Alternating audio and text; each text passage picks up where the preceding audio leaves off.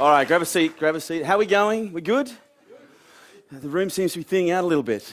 They must have heard that I was coming. Has anyone seen me speak before? Okay, who's never seen me speak before? Fresh meat, fantastic. Okay, who's not going to put their hand up no matter what I say? Has someone already used that joke? Okay, fantastic. Just so I can get a bit of calibrate the room a little bit and get to know you guys very quickly, who's the business owners in the room? Okay, who are the people wanting to get into business? Excellent. Is there anyone who is happy in their job and they just want to learn how to add more value so that they can make more money through their salary? One person, fantastic. No, that's good, because what I want to do is I want to make sure that this presentation is practical for everybody, regardless of where you are right now. What I'm going to be going through today is 3 segments of content. Essentially, I'm going to be teaching you a little bit about what I've learned by profiling some of the most wealthy business people and individuals on the planet. Then I'm actually going to teach you some strategy and some tactics. Now, have you ever been to an event before where, I don't know, maybe the speaker gets up there, puts on a great song and dance, but at the end of the day, you've actually got nothing to show for it that you can go and apply immediately unless you buy their shit? Has anyone been to one of those? Okay. This is my promise to you today. I'm going to give you enough content, specific strategies and steps or tactics so that you can go out and apply what I teach you and start making more money in the next 14 days. Is that fair enough? All I ask is for you guys to participate. So what I'm going to do is I don't do free events. Okay, that's not what I do. What I do is I charge for my time because I value what I do. And I'm going to give you guys value, but what I want you to do in return is participate with me. Is that fair? Which means if I ask you or leave the end off you guys do the correct. All right, we'll work on it, okay? It seems like we need a little bit of work. So when I leave the end off okay, let me ask you guys, why the fuck are you here? Because it seems to me you guys are quite passive. Do you tell me why you're here? Are you guys just fucking bored, or is there a reason for it? Not to hear swearing, that's for sure. Not to hear swearing. Then you very disrespectful? Yeah. 2 people? Okay. This is going to be a long day. I don't mean to be offensive, it just comes naturally, so I apologize. Frickin'? Can I say frickin'? Is frickin' okay? Is that Thank you very much. I appreciate you speaking up. Why the frick are you here? Speak, guys. I'm here so I can learn. I've got these great ideas for a business and I want to know how to get moving on them. Excellent, thank you. Who else is here for a specific reason? I want to learn from successful people and get the mindset and get information that I may not have thought about before. Excellent. Who else wants to chime in? Strategies to increase turnover. So you're looking for specific strategies to increase turnover. Excellent. What else? Specific distinctions that other people haven't made and can't make that speakers from events like this can and do. Right. Just those distinctions. A couple little distinctions. In what area? I'm particularly interested in exit strategies Yep. and online businesses. Okay. Is it fair to say, though, that regardless of what your reason is for being here, the consequence of what you're here for is to learn how to make more money? Put your hand up if you're here to learn how to make more money. Okay, if I ask that question and you don't put your hand up, what kind of a physiological signal do you think you're sending to your brain? You're sending a physiological signal to your brain that says, if I hear the one thing that Kerwin says that could make me more money, I'm just going to ignore that because that's not why I'm here. So let me ask you a question again. Who's here to learn how to make more money? Fantastic. If you're not putting your hand up, I suggest you leave because I'm going to teach you how to make more money. And if you're not here for that, then it's going to be very boring. So what are you going to do if you make more money? What is the money going to give you that you don't currently have? Freedom. Who thinks if I can show you how to make $1 million a year, you can have more freedom? Because you all live in a jail, right? Interesting. Well, listen, as I said, there's going to be 3 parts to today. The first part, I'm going to share with you information that I've learned by interviewing 66 high net worth individuals and having profiled 12,000 high net worth individuals as well as businesses in about 6 countries around the world. Then I'm going to move it into, as I said, and show you guys some strategies and some tactics. And then at the end of it, I'm going to show you a motivation strategy that I've elicited from about the top 10 billionaires that I've interviewed. Are you guys keen to hear what I've got to say? Yes. Fantastic. What I am going to give you is enough information, as I said, so that you can go out and make money. Here's my promise to you. If you apply what I give you today 15 times and you can't make at least $20,000 in the next 12 months, I'll pay you $5,000 cash. Can we have that in writing? It's on film. It's on film. If you implement what I give you today 15 times and you can't make $20,000, then you deserve the $5,000. Okay, because the strategy that I'm going to show you, I've had 17-year-old kids who are now going out and employing what I'm showing you and making money whilst they're in year 12. So my intention is to give you enough so that you can walk out of here so you don't have to buy. Now, I know some of you are thinking, so you're going to teach this without having to buy your shit. So does that mean you're not going to sell anything? Who's thinking, I know this guy at some point is going to sell something? Who's thinking that? Well, you're not going to be disappointed, okay? But what I want you to understand is, what is business all about at the end of the day? You could say that. Ultimately, it's about making money. It's about providing value in exchange for money. What I'm going to do today is provide massive value, because you guys have come here for free. Is that correct? No, you've paid to be here? Nothing's free? Okay. Well, here's... shit, what was I going to say? Shucks. What was I going to say? It'll come back to you easily. It always does. I have a photographic memory. Everything I see, hear, smell, taste, and touch, I recall with crystal clear accuracy. Thank you very much. What was I saying before I forgot what I was saying? Value. Okay, so what it's about is providing value. I'm going to provide you so much value today whereby you think, oh my God, if I get this much value in this much time for this price, imagine if I actually invested some real money with this guy, what I'd actually learn. Does this make sense? I don't want to have I want to have a conversation with you guys. Is that okay? I don't want to be standing up here as someone who's untouchable, you can't talk to. I want to have a real conversation. Is that cool? Yeah. Fantastic. Excellent. Well, let's crack it on. Now, just so you know, I'm not a talking head. I've been featured in every major publication in Australia over the last 10 years, as well as on Talkback Radio. Now, the reason why do you think I'm showing you this?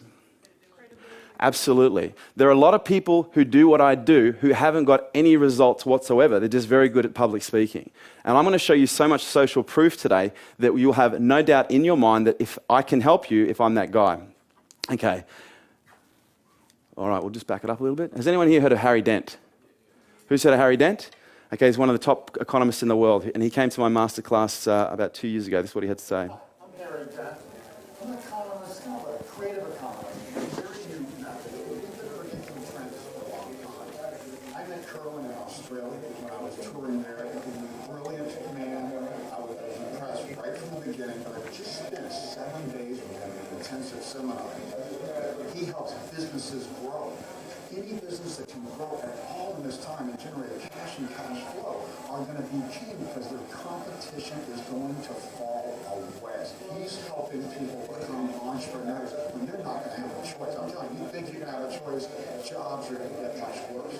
People like Kerwin are the people you need to talk to if you want to move from a job into a business or you want to take your business in a better position. How many points do you have? This is the most important opportunity I see in this unique country. Thank you very much, Harry. Now, Harry's actually written a book that every single person in this room should read. It's called The Great Depression Ahead. Very inspirational title, I know, but it's a fantastic look at the prospect and the forecast of economic development in Western as well as third world countries around the world. Now, one of the things that Harry is predicting in the next 20 years is he's predicting an evolution of third world economies. Now, has anyone here ever been to India or Thailand or Indonesia before? Now, what do you notice in countries like that? Apart from poverty, corruption, and all those other things, has anyone ever been to a marketplace in a third world country? What do you notice about their sales motivation? Would you say it's very high? Would you say that they sell like their life depends upon it? Why do you think that is? Because it does. Because they don't have welfare, they don't have the dole, they don't have all these other parachutes to catch them like we have over here. And as a result, they have bred a very strong entrepreneurial society where countries have become very successful, and they come to countries like ours because they have very high work ethics. What I want to make very clear is I'm a student of wealth as well as a teacher. And you guys are here because I believe you're students as well. So what I do, and what I'm going to suggest that you guys do from this day forward for every year until you are finished on your journey of wealth, is read these publications. Write these down. Every year you should be reading the BRW Rich 200. Every year you should be reading the Rich List Under 40. Every year you should be reading the New Zealand Rich 200. Every year you should be reading the Sunday Times Rich 200, which is a study of the 200 wealthiest people in the UK. Every year you should be reading the Forbes 400, which is a look at the 400 wealthiest individuals on the planet. And every year you should be reading the Forbes 500, which is a study of the 500 most successful companies on the planet. Now, I've been reading all those publications every single year for the last 8 to 9 years now. And on top of that, I've interviewed 66 entrepreneurs with a net worth of between 1 million US and 10 billion US. And as a result, do you think I've learned a thing or two? I've learned a lot. And what I've learned about wealth is basically a set of characteristics that can be replicated and modeled once you know what they are. And what I want to do with you today is I want to teach you a couple of characteristics that some of these wealthy people have so that you can start adopting it. But I want to teach you first the psychology, then the strategy and tactics, and then thirdly and lastly, I'm going to teach you about motivation. And I'm going to spend the last maybe 10 minutes of my speech today or my talk today telling you guys about how we may be able to work together. Now, out of all the people that I've interviewed, out of all the biographies that I've read and individuals that I've studied, who would like to know the number one thing that I've observed in all wealthy people? Okay, 2 people. All right, it's obviously not that interesting. Okay, I'll ask the question again. Who would like to know the number one thing that I've observed interviewing and profiling wealth? Awesome. Can you guys say yes? Say yes like you don't need a defibrillator. Say yes? All right, excellent. All right, what I learned is wealthy people have a very different relationship with money than people who don't have money. Okay, I'm going to talk about wealth as wealth, poverty as poverty. When I interview wealth, they have a very specific and apparent relationship with money. When I interview poverty, okay, I observe that they have a very specific relationship with money as well. Now, has anyone here ever been in a relationship before? Some people sound shocked. Is anyone here not in a relationship that wants to be in a relationship? Just look at the other people holding their hands up and you guys catch up in the breaks. Okay, you two look like a good match anyway. Okay, now has anyone ever been in a relationship or observed someone in a relationship with someone who's really needy, clingy and desperate? Okay, who's known someone like that? Okay, fantastic. So we've all had some experience with someone like that in a relationship. Now when we look at someone who's needy and clingy, what is that behavior really a consequence of? It's a consequence of a mindset. And the mindset of someone who is needy and clingy and desperate is one of lack. Because the reason people become needy and clingy and desperate in a relationship is they believe that there is only so much love, cuddles and kisses to go around. So therefore when it comes their way, they hang on to it as much as they can. And when they don't get it, they demand it until they do get it. And then they hang on to it as hard as they can. Does this make sense? Who's known someone like this? Okay, fantastic. Now, when we look at people like this, side note for a second. Have you ever been sitting in a room and had someone walk in and as soon as they've walked in, you've looked at them and gone, you know, there's something about this person I really don't like. And then they open their mouth and you go, frickin' knew it. Who's been there before?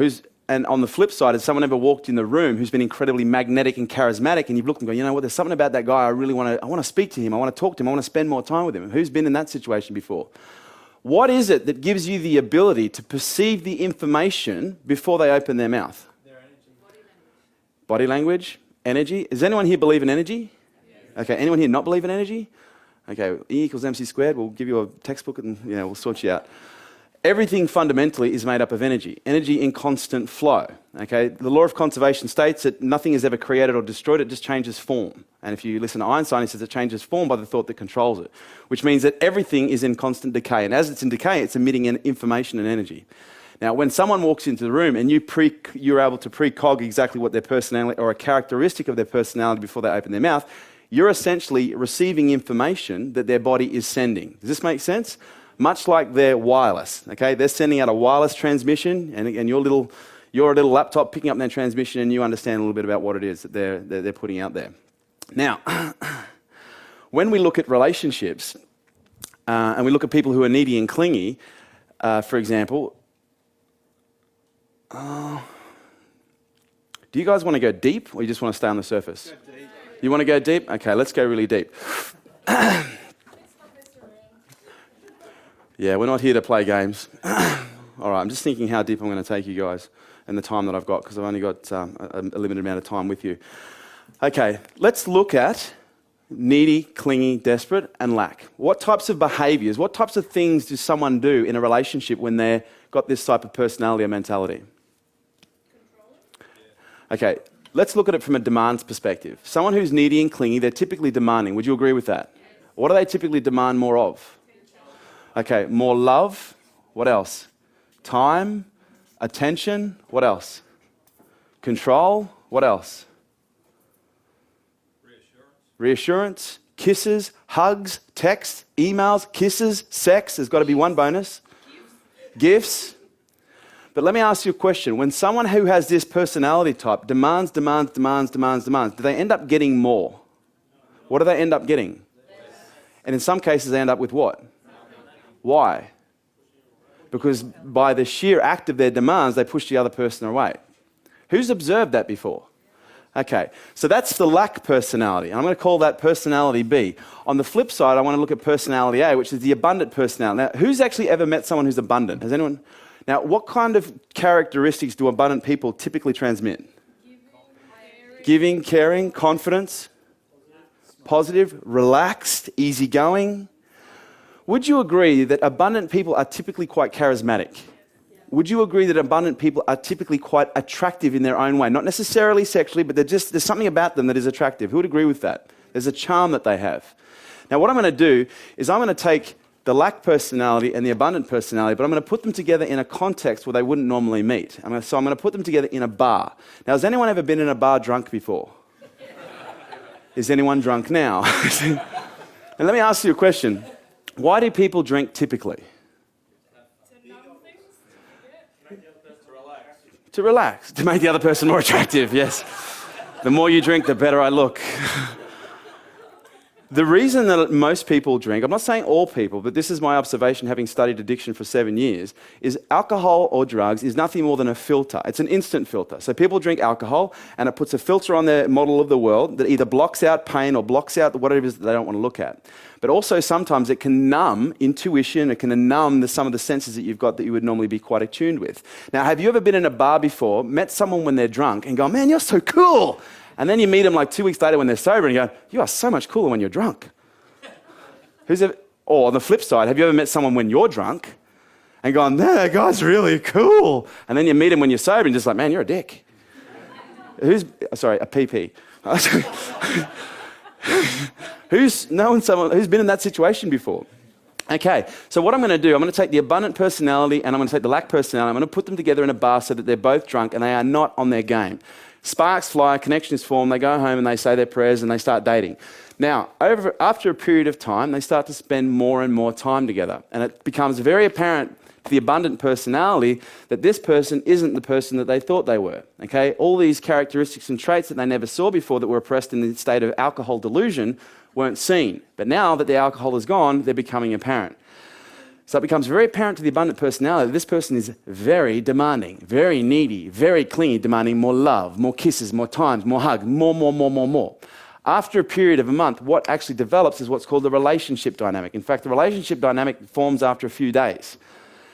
How would you label that relationship? Did you say marriage? Okay, we won't say marriage. We would like to say that we have a belief system that marriage is better than that. But how would you label that? Codependent, what else? One-sided, what else? Would you agree it's destructive and dysfunctional and toxic? I'm going to go as far as to say it's actually repulsive. Now, when I say repulsive, I don't mean repulsive in the context of you're going to make me sick. I mean repulsive from the quantum mechanics perspective,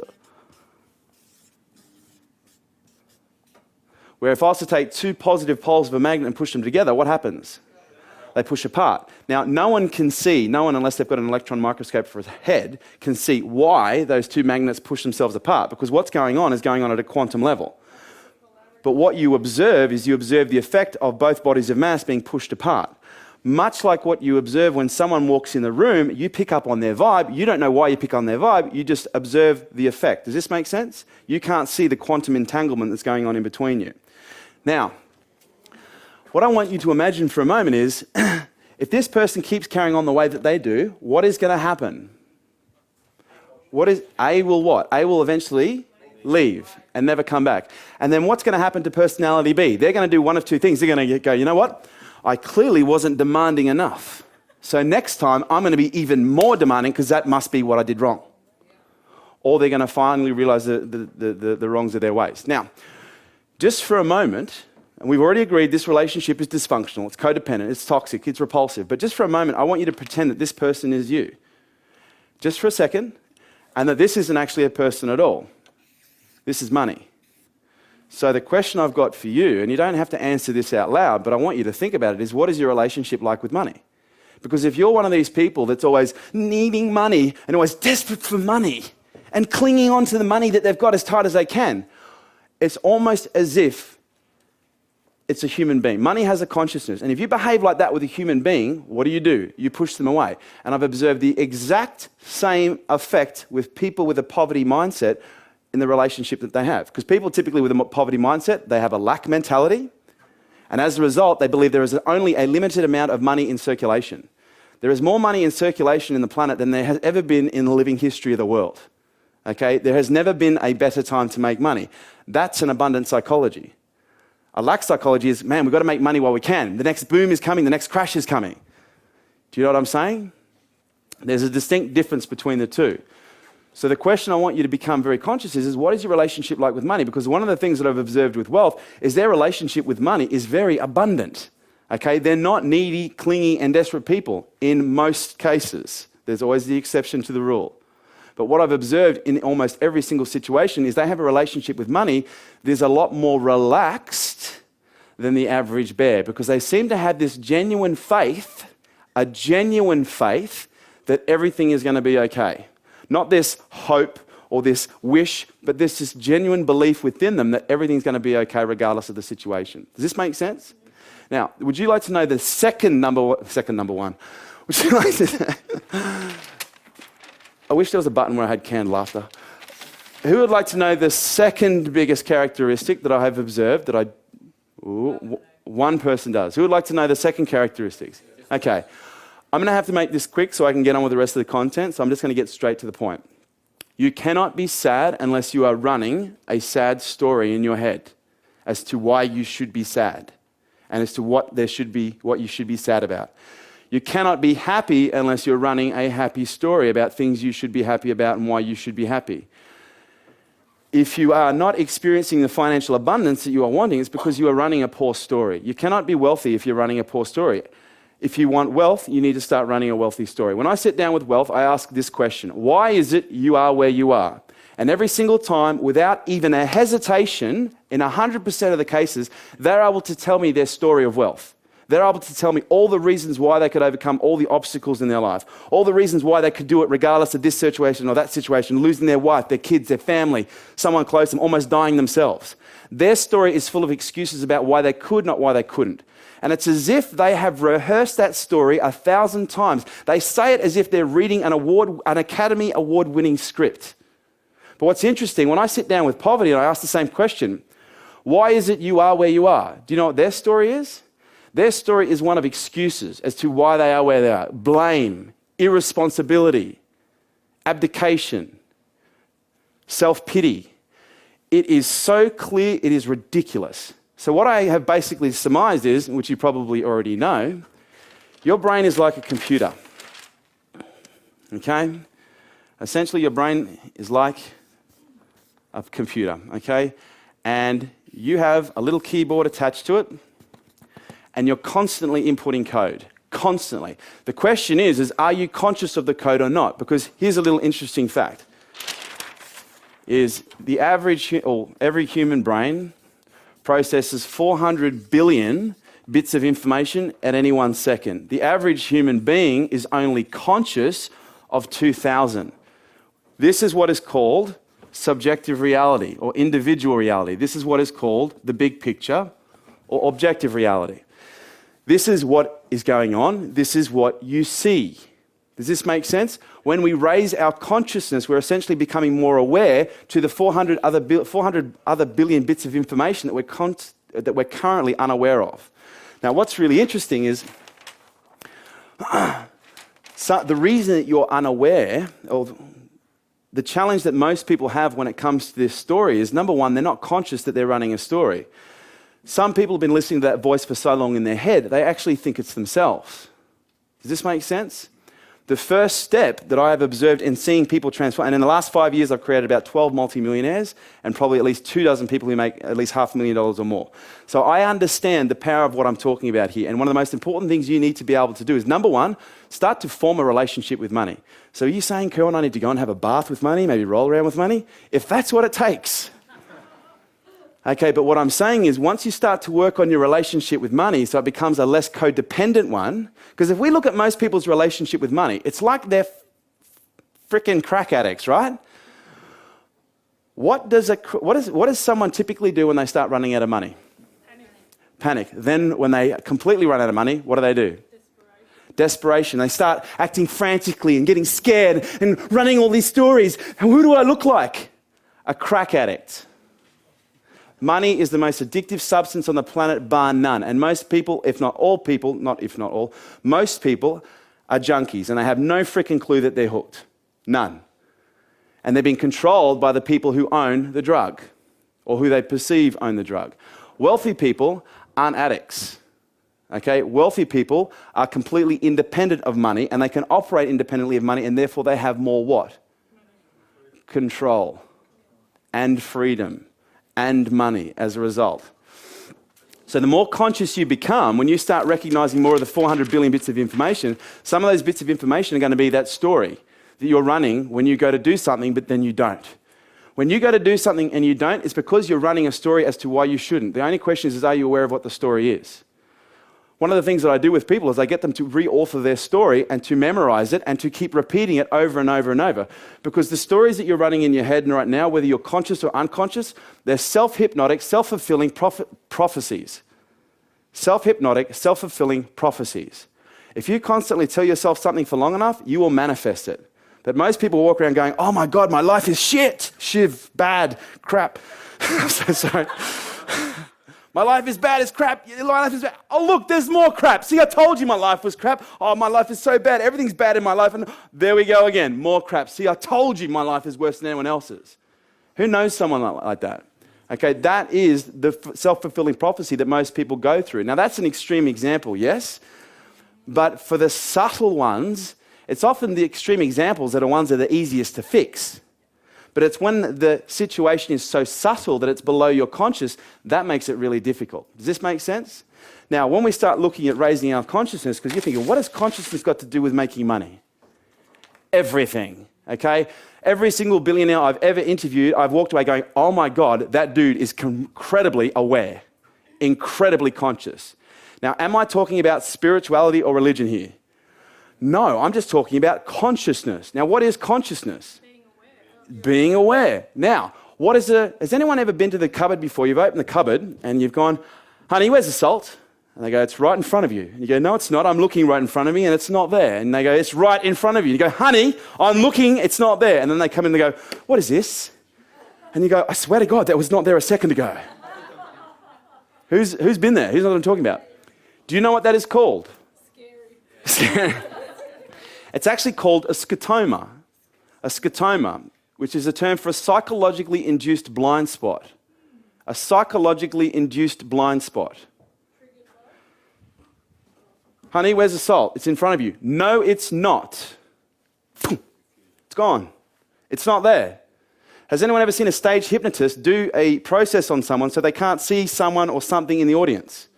It's hypnosis, self-hypnosis. It's not there. It's there. It's right in front of you. Honey, it's definitely not there. There it is. Oh my God, it was there the whole time. It's called a scotoma. Now, when we're talking about consciousness in business, most people in business are walking around with a scotoma. They are so blind to everything that is in front of them, they can't see the opportunities that is there. For example, if you had a plot of land, a nice, decent plot of land, and you had the average Joe look at it with his average consciousness, he would look at it and go, based on my level of consciousness, I see a beautiful house with a white picket fence and landscape gardens. Consciousness, another individual might look at it and go, oh, I could probably put 2 houses on that and some lovely landscape gardens and pools. Another consciousness will look at it and go, based on where I see and what I'm aware of, I know I could probably put a 4-story walk-up on there with 30 apartments. Now then Donald Trump comes in with his consciousness in this context and he looks at that plot of land and what does he see? He sees a freaking casino and a resort. Same plot of land, the only difference being is the consciousness that is looking at it. Business, write this down, business is a conscious sport. The more conscious you become, the more money you make because you start becoming more aware of the things you need to know in order to do that. Now, if we look at the 400 billion bits of information, you're only aware of, or most people are only aware typically of 2,000. What do you think is sitting in that other 399.9 billion bits of information? Every single thing you've ever wanted. Everything. People, places, answers, questions, opportunities, intuitions, cars, boats, holidays. It's already there. The only question is, are you conscious of it? Are you able to see the opportunity in order to take advantage of the opportunity? Now, who would agree, who's been in the education business or game for a while now, been to a few seminars, becoming more aware, would you agree now that when you look at things with a completely different perspective? That's the evolution of consciousness. And this is one of those things, it doesn't stop. You don't go to one seminar and it's like, you are now healed, you're wealthy. Okay, it is a constant process of what? Evolution. Write this down. Business is about evolution. Business is about evolution. If you resist the desire for you, or your internal primal desire to evolve, you will constantly fail. The reason you have the challenges put in front of you that you have in front of you is because you want to evolve. You have asked the question to evolve, the universe is delivering, and people resist. Now, let me share with you a quick story, and we'll kick on in a second. I made a decision back in, I think it was 2004, 2005, that by the time I was 65, I wanted to have a net worth of 10 figures. Does anyone know what that figure is? It's big, right? It's $1 billion. But what was really interesting is 2 weeks after I made this decision, I had a massive lawsuit fall on my lap. Massive. Now, what do you think most people's meanings attached to a lawsuit falling on lap would be? Oh my God, why me? Why now? Everything's going so well. Why does it have to happen now? Now, for the first 3 hours, that was me. Oh my God, why now? Everything seems to be going so well. Why does this have to happen right now? And at the end of 3 hours, it hit me. And do you know what hit me? It hit me that I asked for it. Because I sat there and I went, hang on a second, how much commercial law experience have I really got? None. Now, if I was to want to be a billionaire, is it fair to say that I'm going to probably need some commercial law experience? Yes. Then I started taking and attacking the problem as one of a student. So instead of thinking this is so bad and resisting the evolution that was in front of me, I started to embrace it. I started to seek out the lessons and the learnings. And guess what happened within 3 months? No, I didn't even have to go to court. It disappeared. They just went away. Because for whatever reasons, whether you call it psychological, spiritual, whatever, my sense was as soon as I fully embraced it, then the lesson was learnt and it moved on. When we don't learn the lessons, what happens? They keep repeating over and over and over and over again until we get it. Because I have to be honest, I'm a bit thick sometimes. So sometimes it takes me a little while to get things. But what I will say is understand the importance of evolution and embracing every single problem that you've got, because every single problem that you've got, you've asked for it based on where you want to go. And where you want to go, you cannot get there until you've learnt the lessons that are currently in front of you now.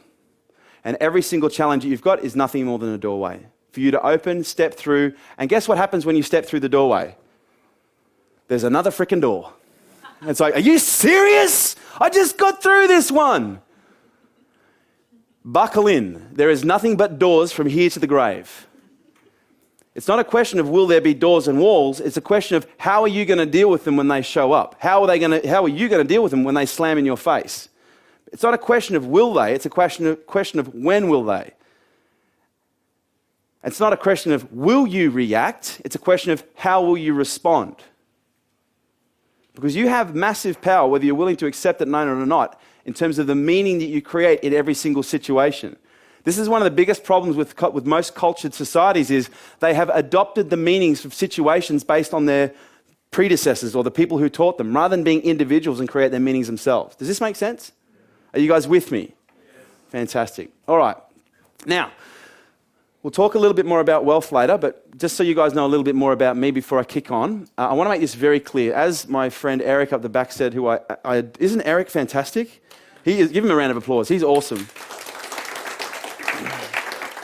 As Eric said, I went to a pretty tough high school as well as other schools. I failed every single subject from year 1 all the way through to year 12. In year 12, I passed one subject at the end of the year, which was called vegetable maths. Do you guys have vegetable maths down here? Maths in the sandpit. Pretty much my test was if you take 3 strawberries and if you've got 4 strawberries and you take 2 away, how many? Anyway. My point being is I was considered dumb as a sack of hammers. I was psychologically assessed at the age of 17, and in the psychologist's report, he stated that Kerwin displays extremely low levels of intelligence. However, he displays extremely high levels of passion and energy. I won't tell you what the rest of it, but he basically summarized by saying he didn't think I had a hope in hell in attaining a job and maintaining a good lifestyle. Whereas now I earn about 5 to 10 times what most professionals do, and I have absolutely zero qualifications. Zero. Do you know what my qualifications are? Results. I once had a guy at my seminar stand up and said, how can you teach me about business? I've got an MBA and 6 degrees. What have you got that I haven't got? And I said, clearly by the way that you're dressed, money. And he just went and shot out the door as quick as look at him. See, I don't care how many degrees someone has. I care what have they done with the degrees. What have the results been with the degrees that they've got? But when I sit down with people, often I hear them say, Kerwin, I would love to do this, but I didn't even pass year 10. I didn't even pass year 12. I don't have a degree. I don't give a shit. If I could do it, you've got absolutely no excuse. I never read a book until the age of 23. Since 23, I've read 800. I was told by a parent at the age of 7 and repeatedly, that I was stupid. So I had a belief installed in me at the age of 7 that I was stupid, and so therefore, between 7 and 23, I behaved based on the label that was given to me. How are you behaving based on the labels that were given to you? This is me at age 15. I don't know if you can see from there, but I've got 2 very nasty scars, one here and one here. I was running down a hill. It was my very first drinking experience, actually. I had drunk 2 little stubbies of West Coast Cooler. I went running, yeah, I know, very masculine drink. I went running down the hill, put my foot in a drain, fell forward, and the glass broke in my hand. I cut all my nerves, all my tendons, main artery, nearly bled to death on the side of the road. 13 and a half hours of microsurgery, 2 blood transfusions later, this is me sitting in the bed the next day, and I had the doctor come in and say, hey kid, sorry to be the one to break your dreams, but you're going to end up with a hand that looks something like this, and you'll be lucky if you get 15% use out of it. Hate to be the bearer of bad news. Now, when you're a 15-year-old boy, what are the 2 most important things in your world? Don't be dirty.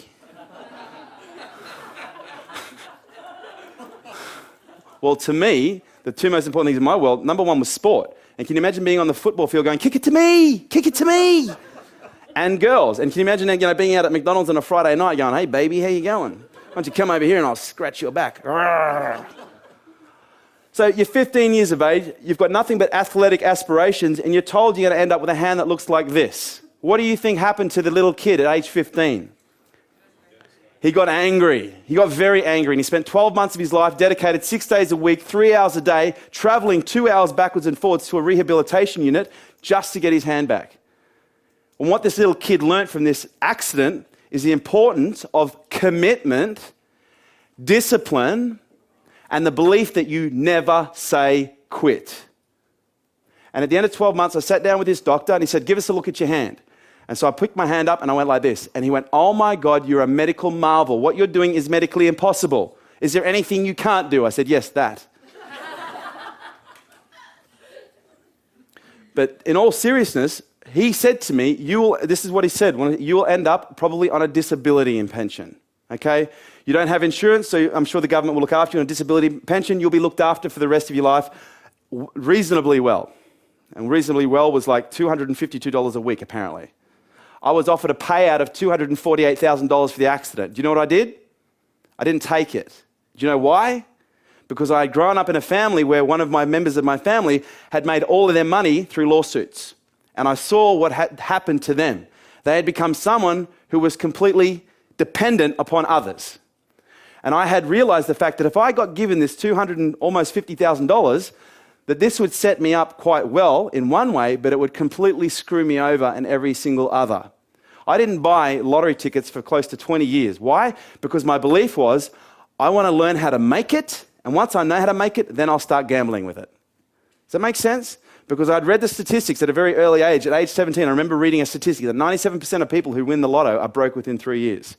And so from that point on, I went, you know what? I never want to be given money ever again. I want to make it for myself. Now, again, why am I telling you about this disabled story? You've got an excuse right now. Most of yours are psychological. I've got psychological, physical, and probably mental reasons not to make money. Okay, canned laughter.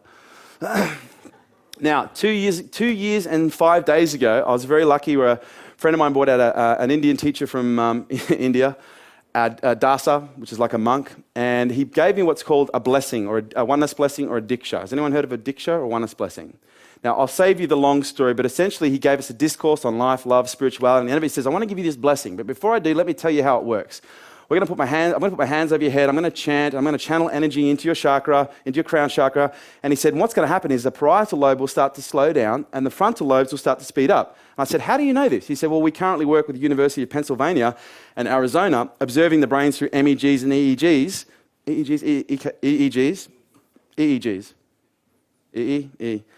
To see what happens to the brain when we give these blessings. And he said the reason it's called a oneness blessing is because the parietal lobe is responsible for spatial awareness. That is the part of your brain that helps you distinguish yourself from the rest of your environment. Helps you stop bumping into things, but when you take the parietal lobe and you overlap a belief system and a value system and perhaps extreme religious views and you get someone who's got opposing ones of those, what do you get? Conflict or war at a cultural level. And I was like, wow, this is fascinating. Bless me up. Now, I'm like a 5-year-old in a suit. Anyone who knows me will say that. And he says, all right, everyone close your eyes. Now, if you tell a 5-year-old to close his eyes, what does he do? He peeks, right? So I'm sitting there peeking around the room watching this dude. Can I put my hands above your head?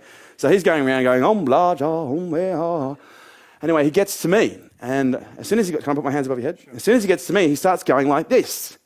And I remember thinking, this didn't freaking happen to anyone else. And then I just zoned out and thought nothing of it. Came back to thinking, wow, this shit's good. Until 16 hours and 42 minutes later, I suffered a massive stroke. Where did I suffer the stroke? In the parietal lobe. That's my actual MRI. That's the actual stroke.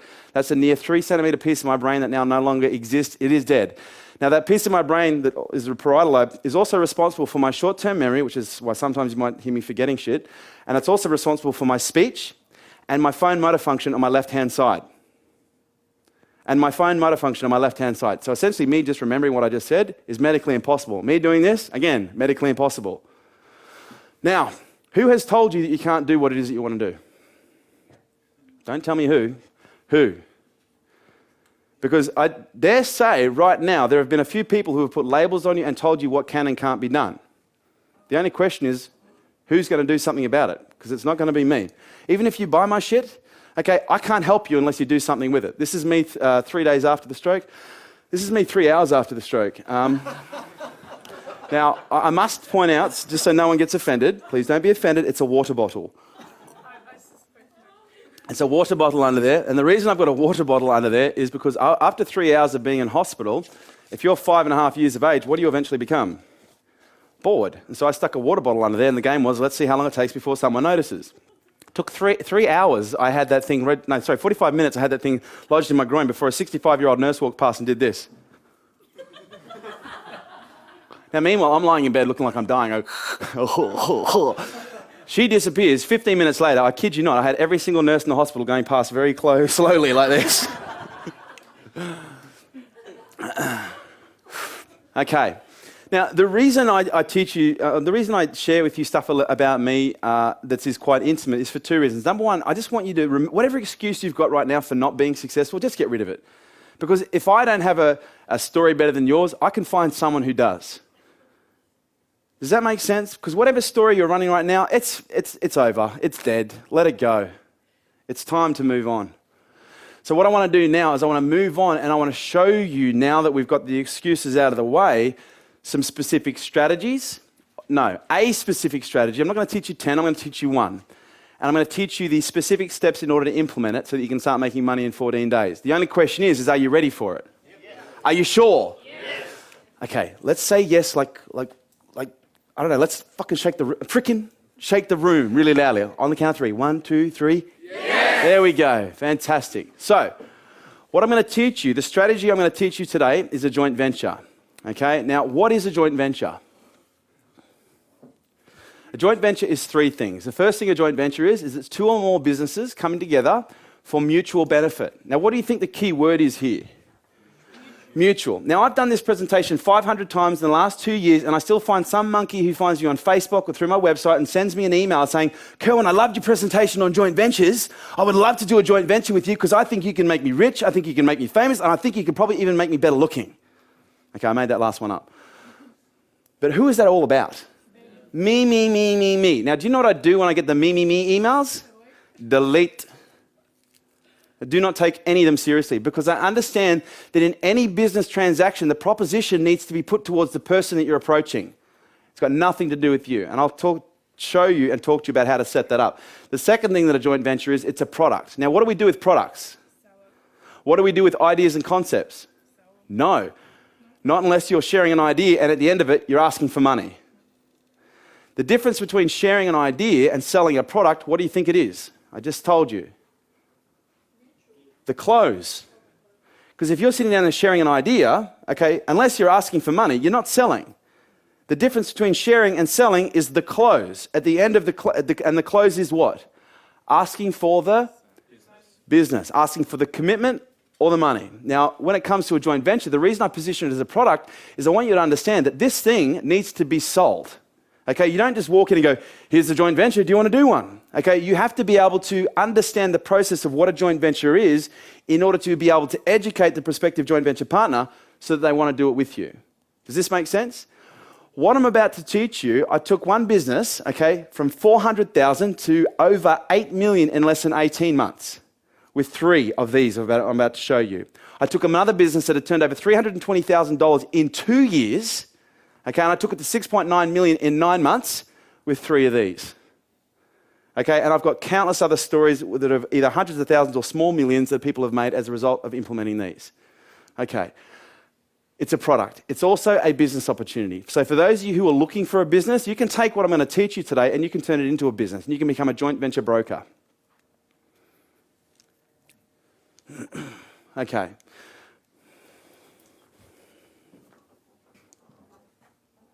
All right, now, this is an email. Okay, this is responding really.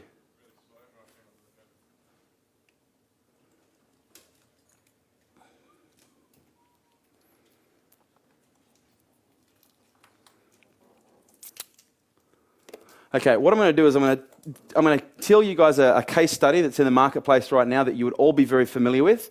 And then what I'm going to do is I'm going to break down the case study. I'm going to give you the individual steps for creating and implementing it. And I'm going to give you some other personal case studies of a smaller level that are more relative to what you guys are doing. Does this make sense? Fantastic. Now, going back in, thanks mate, in the late 70s, early 80s, Disney was trying to get more into mainstream animated feature film. That was their new big push, late 70s, early 80s. But they had a big problem. Okay, they were producing these big budget animations, but they weren't pulling any money at the box office. So the division of animation wasn't making a lot of money. So then the creators got together and said, all right, we need to start getting more people coming to see our movies. Has anyone got that problem where you need to get more people coming into your business? Okay. They asked this question. The first question they asked was, okay, they got a whole bunch of creatives together and said, okay, if we need more business, let's find out who our business is. Number one, who is our target market? And so some smart guy across the table said, kids. And then someone else said, okay, if kids are our target market, who are the decision makers of our target market? And then some said parents. And then they asked this question, which is the most important question. They said, okay, if kids are our target market and parents are the decision makers of our target market, who has already invested millions or billions of dollars in cash and years of time developing a relationship with the people that were most likely to do business with us? And who do you think they came up with? McDonald's. Have you guys ever heard of a Happy Meal? It's not really kind of correct, really, is it? Who's got kids? Anyone got kids? Is a Happy Meal really a Happy Meal? Not normally, no. So essentially what Disney did, and that relationship has been handed on to Pixar and DreamWorks, and it's been handed around to a few people now, but what they were effectively able to do was access a very live market of qualified buyers for their product for almost zero cash outlay. Let me explain. A couple of years ago, like many, many years ago, I was in a relationship with a girl who had a child, and I was a pretend dad for 3 years. Okay, and that's what I was called. She called me pretend dad. And one day we went on a holiday, and we flew from Sydney up to Brisbane. We landed in Brisbane. I hired a black senator, and we're driving up the Sunshine Coast. It was an hour and 45 minutes to where we had to go. Now, Isabella, the child that I was with and my partner at the time, she was 4. Now, this was her very first holiday in a plane. Now, if a kid is excited about something, do they eat dinner the night before? Do they sleep the night before? Do they eat breakfast that morning? So we've got this 4-year-old kid who hasn't slept, hasn't eaten for like 12, 14 hours, been on a plane. We're now in the car. We pull out of the airport. It's a 36-degree day. It's a black Commodore Senator. The air conditioning breaks after 15 minutes on the road. Then all of a sudden it kicks into Isabella that she hasn't slept and that she's very hungry. Now, what is a 4-year-old who hasn't slept for 18 hours and eaten 2 meals, what are they normally like? I classify them as nuclear. Okay, they're like a nuclear agent. They're just very volatile. She started to go nuclear. She's like, I'm hungry. And I'm like, Bella, we'll be there in an hour and a half. You say that to a 4-year-old. Then all of a sudden we're driving along, and as we go up the highway, over the horizon comes the Golden Arches.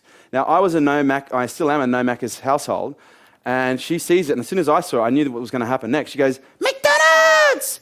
I want McDonald's! I was like, no, we're not having McDonald's. And it was at this point, the fuse was lit, and she went through what I called the countdown sequence, where she starts to shake and twitch and holds her breath and turns red and then purple. Now, I had 2 choices at this point, comply or die. And I chose to comply, okay, because I knew the consequences if I didn't. So we pulled in McDonald's, ordered the Happy Meal. The lady gives me the Happy Meal. I hand it to Isabella on the back. She reaches in. First thing she pulls out is the hamburger. She stuffs the hamburger in her mouth. She pulls out the chips. She's stuffing chips in her mouth. She's drinking her drink through like 3 inches of chips and hamburger. She gets halfway through the chips, halfway through the hamburger, halfway through the drinks, and then she throws that all on the floor, puts her hand into the box, and what do you think she pulls out next? And she goes, look, Mum, it's Shrek! And I was like, oh, isn't that cute? I hadn't been here before. We drive up the road. I look in my rearview mirror on the side, and I see this tiny little hand sticking out the side going like this. And I was just about to go, Isabella, pull your hand in. She goes, look, Mum, Shrek's flying! Side note here. What are the contents of the box? Crap. Highly loaded sugar crap. Okay, so you've got food that is highly dosed up with sugar. What is the food essentially for? It's an energy source for the marketing medium that Disney or DreamWorks want to use. So they give food laden with sugar that they know will create hyperactivity. Then they include a toy that is nothing more than an emotional device designed to activate the language patterns and voice of the child. But they also include a voucher for adults at kids' prices. And very strategic in the way that they've done it. Let me explain. Isabella starts going, Shrek, Shrek, Shrek, Shrek, Shrek. Parents, who's been there before? Okay, fantastic. Shrek, Shrek. Next thing that comes out of her mouth, can we go see Shrek? No. Shrek, Shrek, Shrek, Shrek, Shrek. Can we go see Shrek? No. Mom, can we go see Shrek? Kerwin said no. Shrek's very sad. Leans forward on a chair and she starts smacking me in the back of the head with a Shrek doll going, Shrek doesn't like you, he's headbutting you, he's headbutting you. Can we go see Shrek?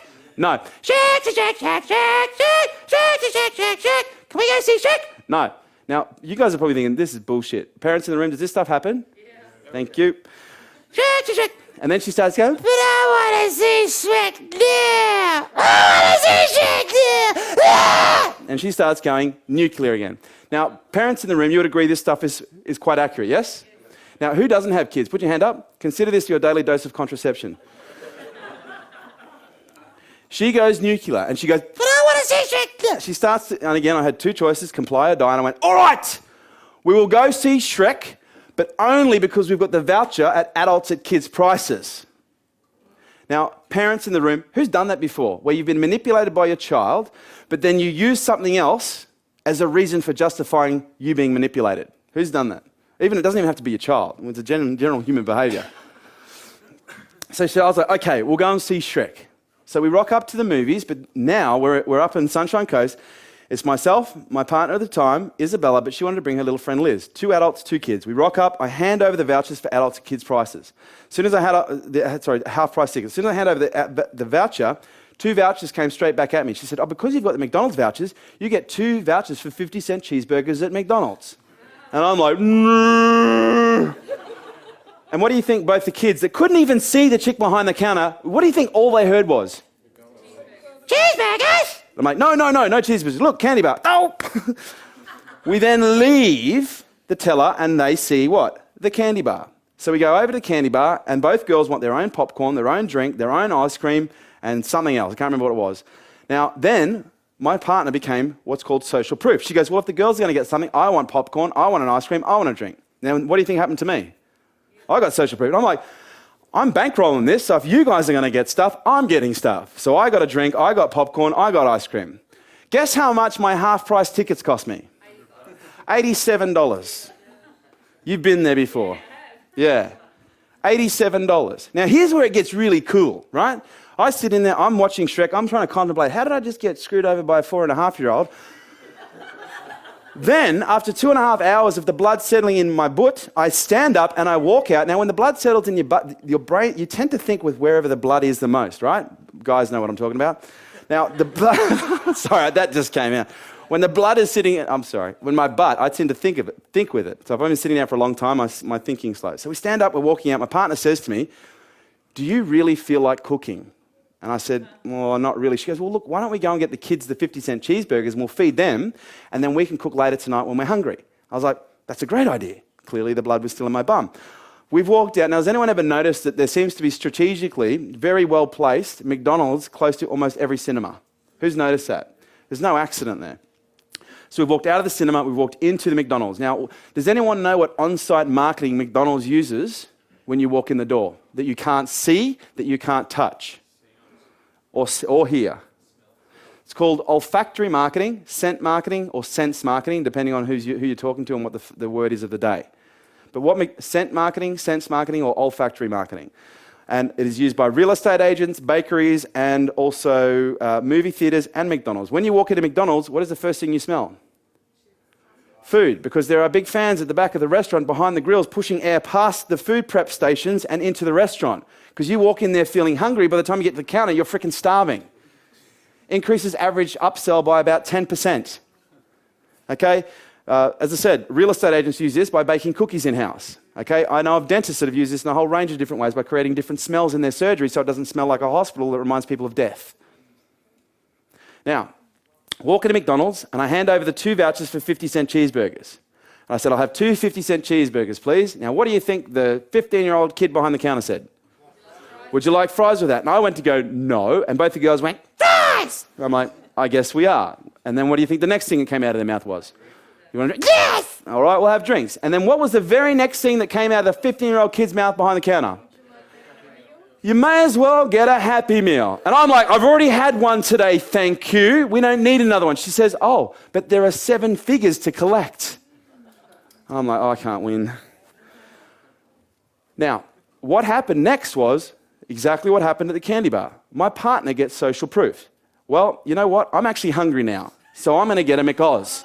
Would you like fries?" "Yes." "Would you like a drink?" "Yes." "Would you like to be upsold for another 45 cents?" "Yes." What do you think happened to me? Primal psychology. "Well, if you guys are going to do it, so am I. I'll have a Big Mac." "No, I'll have 2 Big Macs. One of them will be in a meal. I want chips, drink, and upsize me cookies and a sundae." Guess how much my 50-cent cheeseburgers cost me? Close to $30. Now, what I want to point out here is this strategy mutually adds over $1 billion. This is 10 figures. This is $1 billion strategy to both bottom lines mutually. But what I want to point out here is how much are they investing per activation to get someone to respond? Less than 5 cents. They manufacture their own boxes, they manufacture their own toys, they manufacture their own vouchers. It's less than 5 cents per activation, and it's a multi-billion-dollar strategy that is used by 85% of the Fortune 500 companies and is also used by less than 1% of small businesses in Australia. However, it is the most cheapest, cost-effective, and most potent and powerful strategy on the planet. Can you see a problem here? Why do you think so many big corporations and billion-dollar companies use it? Because it works and it costs very little, in some cases nothing. Why do you think most small business owners don't use it? They don't know, and the ones that do know, they don't know how. And I'm going to remove that completely now and I'm going to give you the complete nuts and bolts. So not only do you know how, you know why, and you know every single freaking step to take. Now, what I want to point out here is one of the most important things of a joint venture that made this joint venture work is they both, McDonald's and Disney, offered high value, low physical cost offers to a prospective client's, to a joint venture partner's client base that was high value, low cost to respond. So it was appealing enough because they thought, I'm getting all this value, it's only costing this much, I'm going to respond. But then when the person comes in to respond, either at the cinema or in McDonald's, what do? Upsell the shit out of you, the poo-poo. Lots. They upsell you a lot, okay? And they do it by having an upsell strategy in place. So what they do is they effectively get you in on a high-value, low-cost offer. It's not going to cost you very much, and it's not going to make them very much. The profits are very little. But while you're there, then they upsell you as best as they can. And what McDonald's find is between 33 and 48% of people who are asked at point of sale if they want to be upsized, what do they say? Yes. So they effectively quadruple their revenues every single year just by asking the question. Interesting, something to think about. Do you guys want to know the 6 steps that you can take in order to fill it in? Yes. Are you sure? Yes. Say yes like you don't need CPR. Yes. Come on! Oh no, just calm down, shall I? Everyone just relax. Don't freak out. You're freaking me out, man.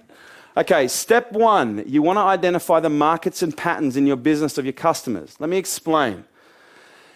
Every business that I've ever been in, I've worked in 153 different industries in the last 12 years, they all have what I call a pattern of clients, which means if you survey a segment of them, you will find that there is a pattern that they share in terms of their external habits from your business. I think it's best explained in the form of a case study. I had a client that was a beauty therapist. She turned over about $3 million a year, which sounds great, but her overheads are really high, so it's not as sexy as it sounds. And she comes to me and she goes, I need to make more money because I need more shoes. This was pretty much the honest truth. And I was like, okay, fair enough. And the first thing I did is I surveyed 400 of her client base and I asked them 10 very specific questions. One of those questions was, what make of car do you drive? 80% of all respondents said we drove BMW, Mercedes, or Audi. And I went, So I got on the phone and I rang the local dealerships and I rang BMW, Mercedes, and Audi. And I said, look, we've just realized, I'm representing such and such business, we've just realized that your clients are our clients. So what we'd like to do is give you a $500 gift hamper for you to give to every new car buyer who spends $120,000 or more with you.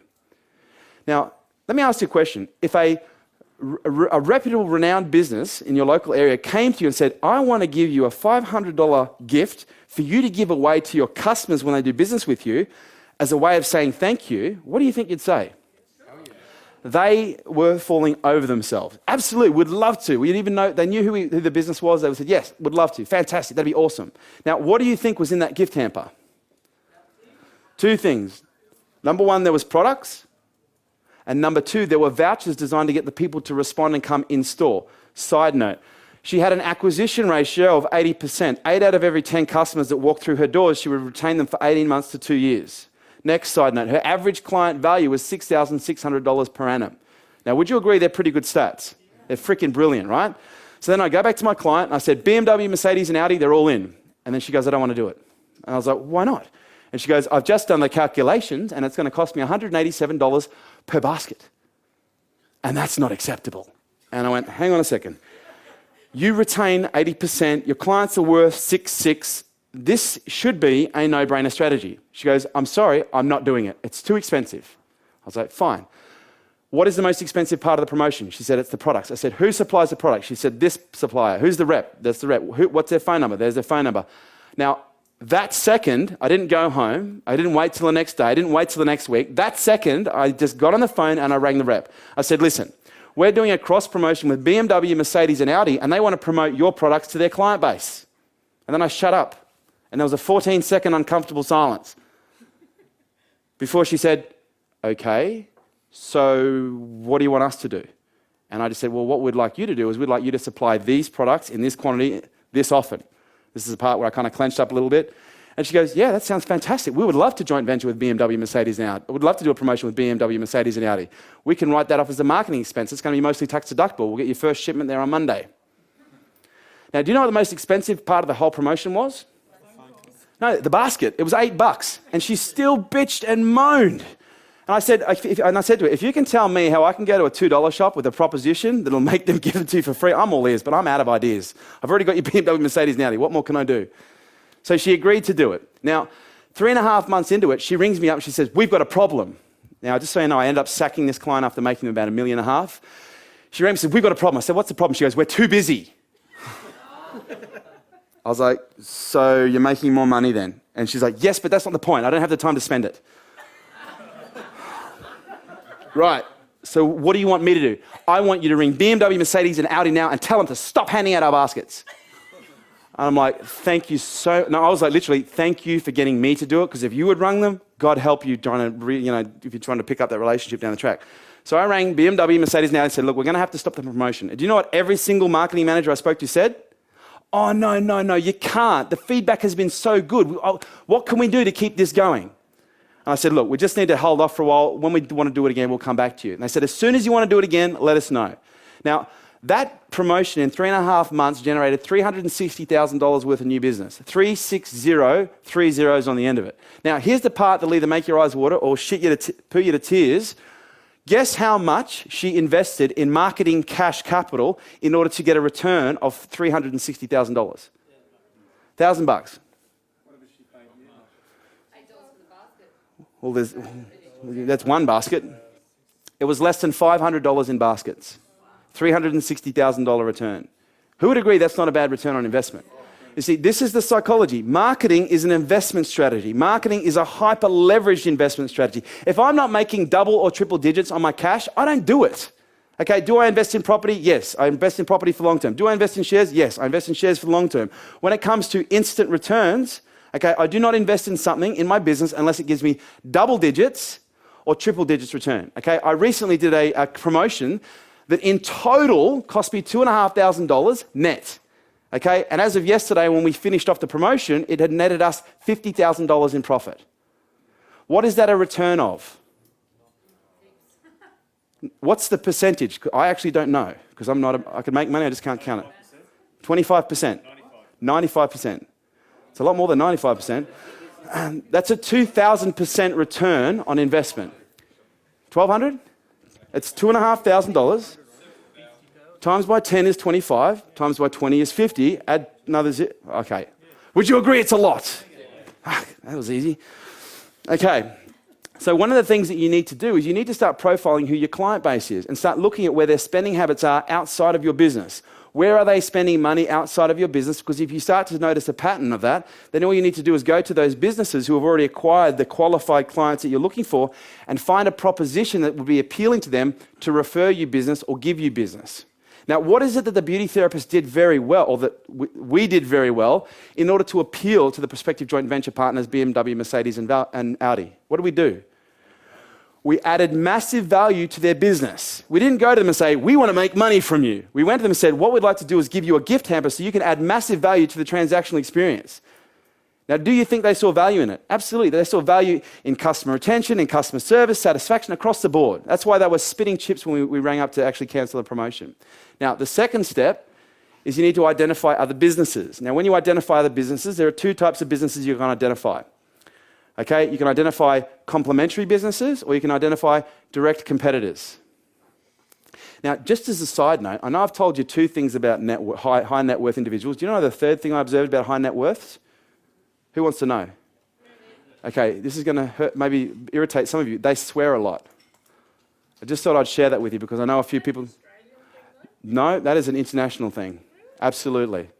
Absolutely. I just thought I'd mention that, not because I want to validate or justify my swearing, but it's just something I've observed in all very high net worth individuals, is 90% of them swear like troopers. Just an interesting side note.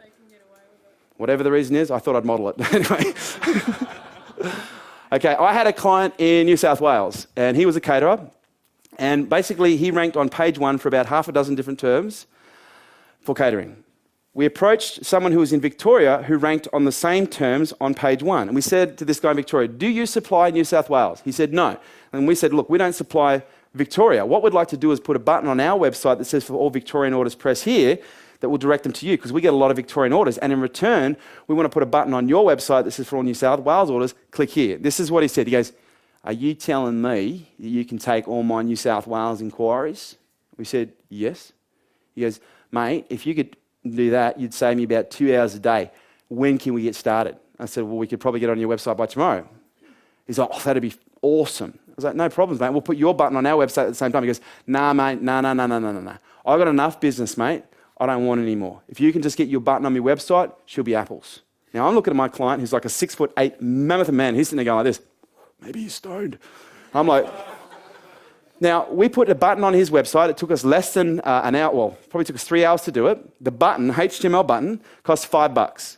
It cost us $35 for a developer in India to install it on 15 pages of his website. 12 months later, that $40 investment, guess how much revenue, net, gross revenue, it generated? $98,000. One button, fully measurable. What was the investment? $40. Now, here's the part that'll make you laugh. I hadn't seen him for like 3-4 months, and I went back and I said, how's it going, Jeff? He's got good. He goes, check this out. And he shows me his website, and on every page of his website, he's got for Victoria, Queensland, South Australia, Northern Territory, WA, orders, click here. And I was like, dude, what are you doing? He goes, I'm selling leads. I said, you're selling leads to your competitors? He goes, yeah. And I said, how's it going so far? And he said, well, so far, and this is like 3 months into it, he says, well, so far we've made about, 35 grand. I was like, dude, cool. I didn't see Jeff for 3 years until he came to one of my events, it was probably about 6 or 8 months ago. And he's still doing the same strategy. And guess how much money he has made just on the lead gen side, selling leads in the last 12 months? $500,000 selling leads around Australia to caterers on profit share. Guess how much his investment was to make that money? $80. $80 in buttons and installation. So total investment, we look there, $120 total return. Now, if you aggregate it, it's probably close to, if not over $1 million. What's his marketing budget? For that, zit. Who wouldn't mind just getting a little piece of that? Anyone? Okay. Step number 3, you need to create an offer. Now, there are 2 offers that you need to create.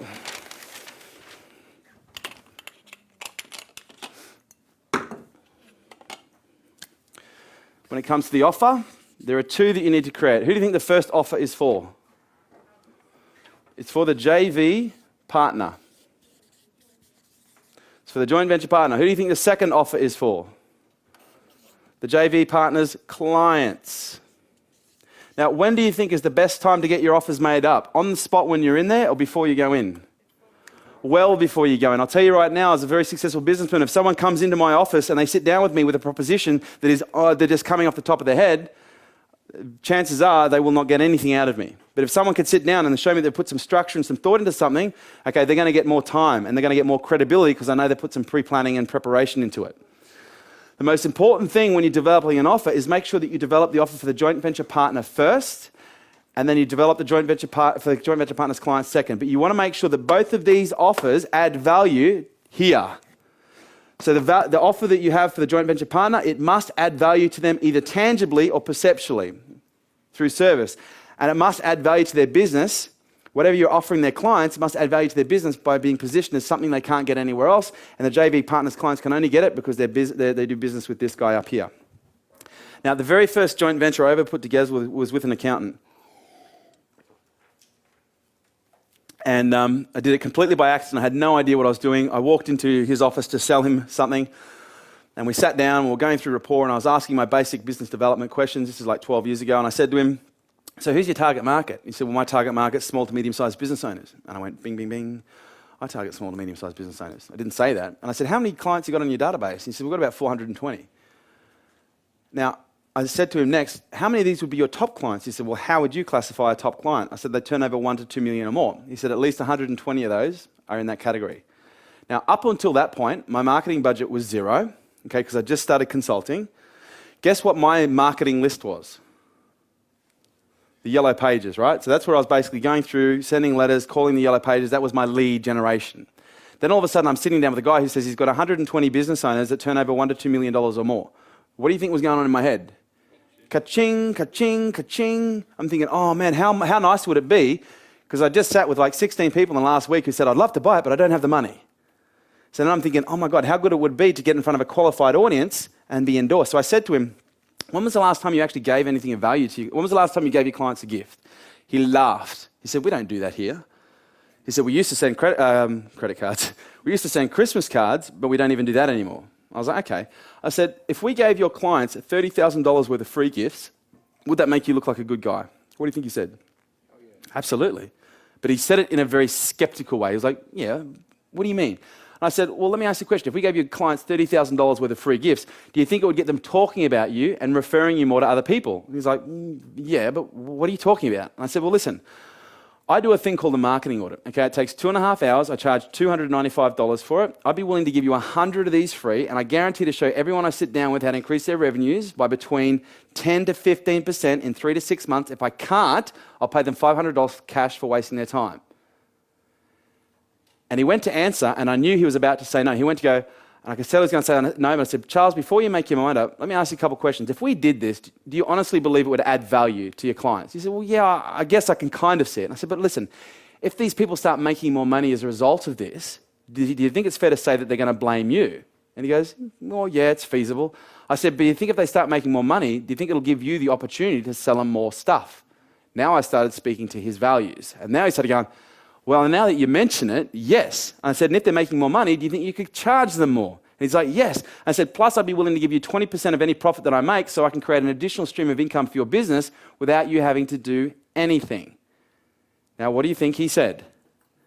He said, sounds great. What do we have to do to get started? And I said, I have to get you the letter. He said, where's the letter?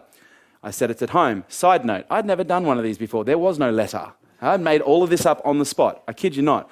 Back in the story, he says, well, what do we have to do next? I said, I have to get you the letter. He said, where's the letter? I said, it's at home. He said, when are you going home? I said, why? He says, I want to send it out today. And I was like, okay, leave it with me. I left his office, cancelled my next 2 appointments, went home, banged up the copy, sent it over to him. His PA personalised all 100. Printed, folded, licked, stamped, mailed all 100.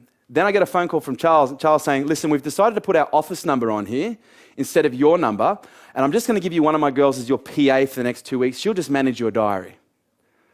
So he basically said, would you like a free PA with that for 2 weeks? Who wouldn't mind a free PA for 2 weeks? This is where I got the taste of having a PA, and I was like, oh my God, this is amazing.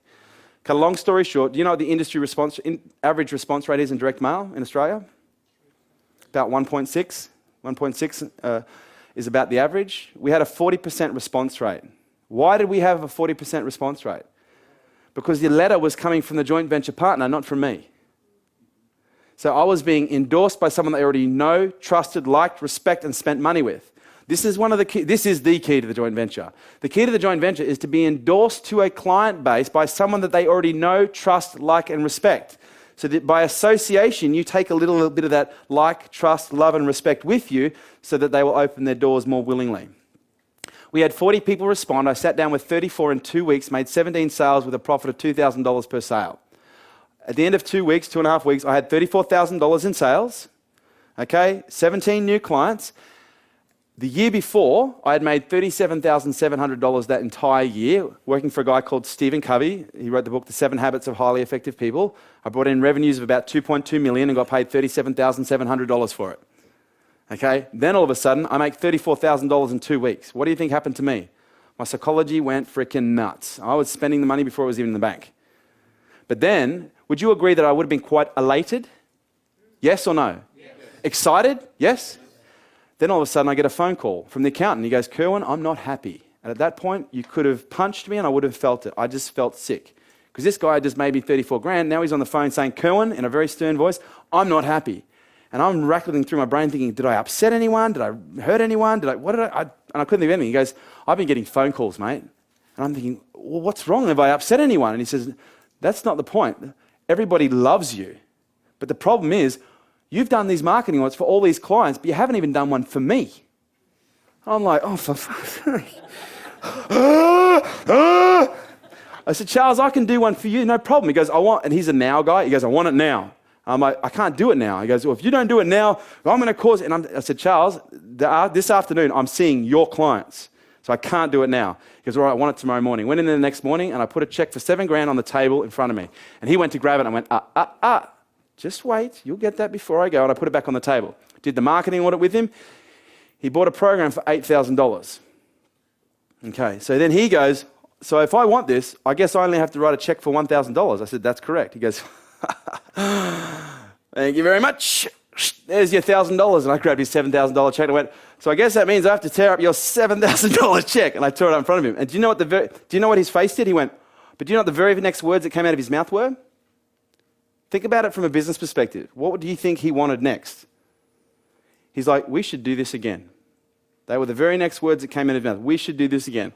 So to sum it up, in the first joint venture I ever did, in 2.5 weeks, I made $35,000.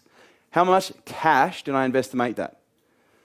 0. It was a phone call to the accountant that set it up. And my time and petrol and everything else, and you go into the semantics of it. But in terms of an investment on cash invest, it was 0 investment, $35,000 return, which is a very big return on investment. I don't know too many businesses out there that get those kind of returns.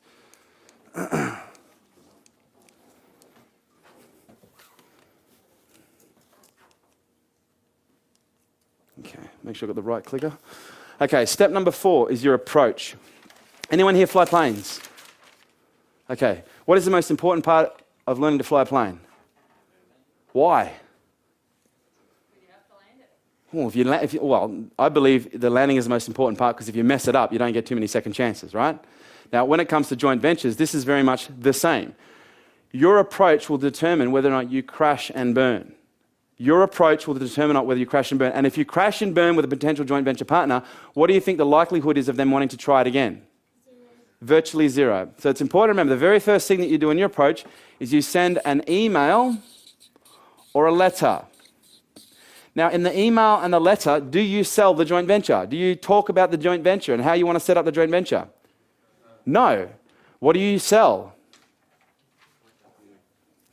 Write this down. Marketing is about selling the next step. Marketing is about selling the next step. Marketing is about selling the next step. Don't go from step 1 to step 7. You go from step 1 to step 2 to step 3. There is a psychological sequence to selling and marketing that must be followed to create and emulate success. So the first thing you do is you send an email or a letter. You then follow up with a phone call. How long later? No more than 2 days after you have sent the letter or you know the letter's landed. Now, email, letter, no selling, mysterious, vague. I have an opportunity for you. I want to refer pieces to you. I have a massive client base that I'd like to expose you to because they need your services. Okay, something vague and ambiguous. Then when you phone them, the letter and the email is designed to do one of two things, to either get them to direct respond and call you or to take your phone call when you ring them. The letter is designed to sell them on taking your phone call. Does that make sense? Now, once you're on the phone with them, do you sell the joint venture? No. But do you think the business owner is going to want you to? Yes, because what do you think the first thing they're going to say when they speak to you? Tell me what this is bloody about. Tell me what this is about now. And you're going to say, look, I'd love to tell you more about this, but this is really something I must show you. I'm going to be in your area on Thursday and Friday. What day is better for you? You're going to have to show me that. I'm not going to sit down with this and tell me what this is all about. Listen, I would love to tell you more, but as everyone, as I've found in the past, when I sit down and actually show you this, you'll understand why this is something you need to see that can't be told to you on the telephone. As I said, what day is better for you, Thursday or Friday? Am I selling on the phone call? Am I selling the joint venture on the phone call? What am I selling on the phone call? I'm selling the meeting. I'm trying to close for the meeting. The letter, I'm trying to close for the phone call. The phone call, I'm trying to close for the meeting. Now, do I sell the joint venture when I'm meeting with them? Yes. Because at this point here, how many touches have we had with them? 3. The letter, the phone call, and now we're meeting them face to face. What do we now have that we don't have here? Familiarity, which breeds relations. Familiarity, which breeds relations. So it's important that we go through this sequence to build familiarity so that when we sit down and we close, we're not asking to close on something that they've never heard, or they're not being closed by someone they've never spoken to, never heard of before until that day. Okay, there's a relationship that's already there, that's been built. Okay, email, letter, phone call, meeting. In that particular order. Step number 5, close the deal. Now, there is an old adage in sales that says, a sale is not a sale until... What did you say? A sale is not a sale until the money's in the bank. Okay, that's what the hardcore salespeople know this. Because have you ever known someone that talks about all the sales they've got, but they all seem to fall over and no money goes in the bank? Okay, I've known a lot of people like that in sales. Now, in a selling scenario, when you're selling a product or a service and you're asking for money, how do you know if you've got the sale? I've just told you. When you get the money. Now, when we're selling a joint venture, there's no money exchanging hands at the joint venture commitment. So we need to close, but we need to know, what are we closing for? If we're not closing for money, what are we closing for? Commitment on? Look at the slide. Look at the slide. Thank you. You're looking for a commitment on the date to go live. You are closing for commitment on the date to go live. Okay? Your money in the bank is the day the promotion goes live. A joint venture is never set up and never executed until the moment that mail hits the post box or the emails hit their inboxes or the promotion's actually hit in store or on their website. Otherwise, it's just feel-good stuff. Now, how long do you think you wait between the meeting and going live with the joint venture? No more than 14 days. How many? 14. Make it again. How many? 14. Come on, guys, work with me here. How many? 14. Thank you. Now, in those 14 days, do you think it would be helpful, or do you think it would make sense to contact them and communicate with them? Absolutely. You want to have at least a minimum of 4 touch points.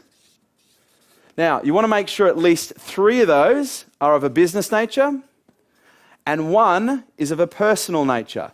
You might be thinking, what, you mean I have to get personal with this person? Has anyone here ever known someone that tries to keep their business and personal life separate? It is an epic job, okay? What I learned to do a long time ago, like 7 years ago, was to integrate my personal life with my business life, so it made my life a lot easier. I didn't have to juggle 2 separate things, they were all in one. So I started doing business with people I want to become friends with. So most of my clients now are my friends. And I've done that by, in this scenario, no more than 14 days, okay? 4 touch points. The first 3 are of a business nature, meaning, have you got the copy? Have you got the promotion? Is there anything you need? Can I be of any help? Let me know if there's anything you need. Now, you want to make sure at least 1 of those is of a personal nature. Now, when I say personal nature, does that mean you send them a sweet note going, just thought I'd let you know that you make the world a better place? No, what do you send them? What do you think would be a good state to anchor yourself to by sending something to them? Okay, this one, personal, it's got nothing to do with business. It's got to do with forming a relationship. Slab of beer would probably work well in some businesses. Let me ask you a question. Has anyone here ever seen Russell Brand? Yes. Is he offensive? Yes. He's a lot more offensive than me, I promise. But is he incredibly likable? I don't think so. Well, with the amount of sellout crowds that he gets, yes, he is. He's completely offensive, but people like him. Why? Because he's funny. Humor is one of the best mechanisms to build rapport that you can find. So my advice, my suggestion is find something humorous that is not sexual, religious, political, or what's the other one? Racist. Something that is neutrally funny. A video or an article or a clip. Now, you might say, well, I'm not a funny person. It wouldn't suit my personality. Find an article of interest that you know that they would be interested in based on the personal interests that you discovered when you met them. You might have just, while you're talking in their office, noticed a set of golf clubs. Oh, you play golf? Yeah, I play every single week. I love it. Fantastic. You find an article on how to take two strokes off your round. Just found this, knew you loved golf, thought I'd send it to you. Now, when they get that, what are they going to do? Oh, what a guy, what a girl. Fantastic. What are we doing? We're building on a relationship. This is where most people fall down. Please understand, if you make the people you do business with your friends, they don't leave you. People want to do business with people they like. So if you make all of your customers your friends, they become friends for life. Does this make sense? So we close for a date. We get commitment for the date. Now, typically in a joint venture, I'm looking for at least, now don't freak out, typically I look for at least between 20 to 25 commitments in the conversation. Does that make sense? Okay, I just asked for commitment from you, okay? So I would be saying, when I say 20 to 25 commitments, there's one big commitment at the end of the conversation. But all the way through the conversation, I'm saying to them, can you see how this would work? Do you think your clients would like this? Yes, yes. Is this something you think you could do? Yes. Is this something you want to make more of? Yes. Close, close, close, close. If I can get 20 to 25 commitments from them at the end of it, then I don't have to close hard because they've already made up their mind that it's worth doing. Does that make sense? Where most people go wrong with closing is they don't close at all during the conversation. At the end of it, they have to work really hard because the person hasn't committed in any way, shape, or form, psychologically or physically. But if you can start the commitment process early in the conversation, by the time you ask for the big commitment, they're already familiar with the commitment. Does this make sense? Okay, number 6, get an endorsement. Now, what do you think is the best and easiest and most simple way to get an endorsement from someone? I've got to be honest with you. Can you guys take hard feedback? Asking is a really soft way. Because I can go up to you, Bruce, I say, Bruce, can you give me an endorsement? And Bruce is going to say either yes or no. Now, if I go up to Bruce and say, Bruce, here's what I'd like you to do. Here's $23,000 worth of my stuff, products, services, packages, and training. What I'd like you to do is I'd like you to go through this and experience it for free. It's worth $24,000. I want you to have it for nothing. And at the end of it, if you like it, and only if you like it, do you mind just giving me a little bit of feedback and a few words on it? Is that okay? Sounds all right to me. Now, if I gave this proposition to anyone in this room, would you say no? No. Why? Because it's a no-brainer. And what it does, it is induces what's called reciprocation, which creates a very conscious tension for obligation for people to reciprocate when you give them something. The only thing you need to do is direct the action that you want them to take. Let me ask you a question. When someone gives you something, do you immediately want to do something back for them? Now, if you don't do something back for them immediately and you leave that situation, do you find that you give back to someone else in return? It's called pay it forward, right? The goal is when you give to them, whilst they want to reciprocate, that's when you let them. Otherwise, if you don't direct them to reciprocate in that moment, they're going to reciprocate somewhere else and the tension will be lost. Does this make sense? So it's very important. Give your stuff away. Now, I don't mean just to anybody. You want to make sure that you give it strategically to the right person. So if you go to someone who's got a database of 10 people, you're not going to give a $20,000 package to them, right? But if you find someone who's got a database of 10,000, you might give them physical stock with a net cost of like $20,000. Why? Because out of that 10,000, you might potentially be making hundreds of thousands, if not millions of dollars. It is an investment. And I'll tell you right now, from a response perspective, the reason I do joint ventures is because I always get a much higher response rate because I'm being introduced and endorsed. The stronger the endorsement, the stronger the response. I once did a JV. Who's heard of Brad Sugars? Okay, I did a JV with Brad in New Zealand. We sent out a mailer, had a reasonable response rate. And I said, look, we really need an endorsement from you, Brad. Can we just get an endorsement? No. Please. Here's 2 bottles of Grange. Okay. He gave us the endorsement, sent out the same mailer, 400% increase in response. 400%. The only difference, 2 lines at the bottom of the second page. 2 lines, 400% increase. Would you agree not bad? It is crucial, in my opinion, when setting up the joint venture to do everything possible to get endorsed by the person who is going to be referring you to their client base. Because as I said, this is about by association trust, by association relationships here. Okay, I've got a video. Who's heard of Jordan Belfort, the Wolf of Wall Street? Anyone? Okay, fantastic. Hey, Jordan Belfort here, the Wolf of Wall Street, and I just spent 3 days with Kerwin, and I'm blown away. I'm a guy that's been around the block a couple thousand times, owned and built some of the largest businesses in the world. Had a huge brokerage firm, huge shoe company, and I know all the tricks of the trade. I picked up 2 distinctions from Kerwin this week, both of which I'm already implementing in my own business right now. And all I can say is this: if you're a business owner and you can spend even an hour with Kerwin, don't miss the opportunity. And if you run into me, I'll be in Australia a lot. If you're in Australia, UK, or wherever you are, you run into me, you ask me about Kerwin, I'll give you the real lowdown. Thank you, JB. Now, here's what's interesting about Jordan. I do a lot of business with Jordan now. Who wouldn't mind doing business with someone who's created billions of dollars in about 500 different companies? Okay, do you know how I got to do business with Jordan? Who would like to know the one thing I did to do business with Jordan? When I met him, I didn't have a freaking clue who he was. He didn't have a clue who I was, which is no one in his books anyway. But for 3 hours, we built a relationship. And then he told me who he was, and I kind of worked it out going, oh yeah, I hadn't read your books, but I know a little bit about who you are. But I knew he was, after about 3 hours, I knew he was a pretty important guy. He told me that he's got a movie coming out, Leonardo DiCaprio's playing him, Martin Scorsese's directing it, Ridley Scott's producing it, and I'm like, shit, okay, you're a pretty important guy. Now, do you think at that point, it was attractive to me to want to create a relationship with him? Here's what I did. I started to help him and assist his business without asking for anything in return. I provided such high levels of value that he looked at me and said, "You are," and without saying it, basically said, "You provide so much value to my life, I want you to be in it." Does this make sense?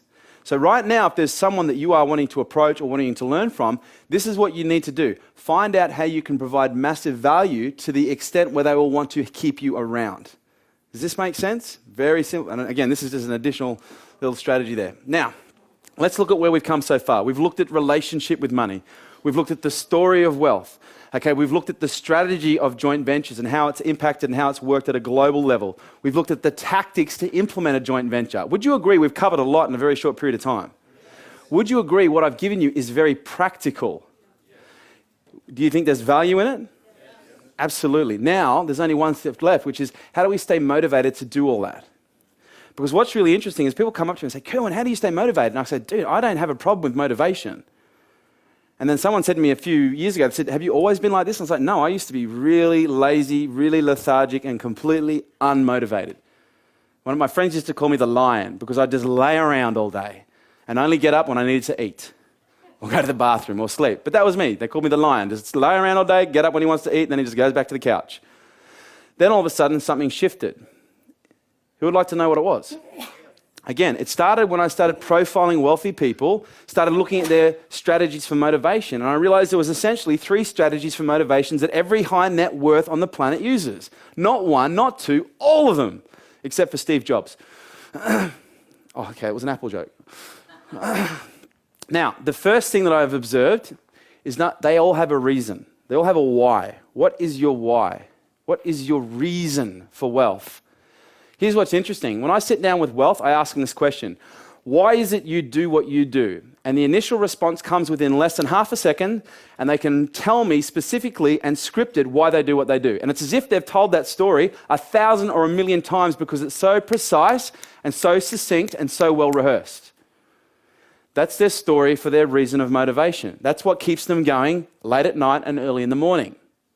What's interesting, when I sit down with poverty, I say, what's your reason for wanting to make money? Do you know what the number 1 response is from poverty or from people who want to make more money? When I say, what's your reason for wanting to make money? Do you know what the number 1 response is? I want to be rich. This is it. Are you ready? Oh,